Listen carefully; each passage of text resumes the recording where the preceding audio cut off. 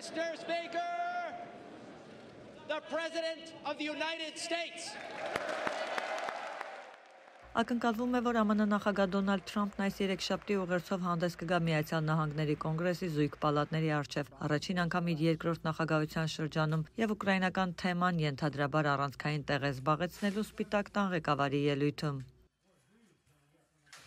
Ես խաղաղություն եմ փնտրում, մենք չենք ձգտում 10 տարվա պատերազմի մեջ մտնել եւ խաղեր խաղալ, խաղաղություն ենք ուզում։ Սպասվում է, որ ԱՄՆ առաջնորդը հանդես կգա նաև Իսրայելի ու Համասի միջև հրադադարի ու Գազայի ապագայի վերաբերյալ իր մոտեցումներով։ Այս փետրվարի 4-ին Իսրայելի վարչապետ Բենյամին Նեթանյահուի հետ համատեղ ասուլիսի ժամանակ Թրամփն առաջարկել էր Գազայի հատվածը վերածել Մերձավոր Արևելքի Ռիվերայի։ Միացյալ Նահանգները կարող է այնտեղ զարգացնել եւ ստեղծել հազարավոր աշխատատեղեր, ինչը հիանալի կլինի։ Դիտորդները սպասում են, որ Թրամփը կխոսի նաև այլ երկրների նկատմամբ սահմանված կամ ծրագրված ԱՄՆ նոր մաքսատուրքերի մասին։ Չի բացառվում, որ Թրամփը անդրադառնա իր գլխավորած վարչակազմին ուղղված քննադատությանը կառավարության ծախսերի ու դաշնային աշխատակիցների կրճատման վերաբերյալ։ Կարծում եմ, որ նա կխոսի այդ մասին որպես խնայողություններ կատարելուն ուղղված քայլ եւ կասի, թե որքան կարեւոր բան է դա։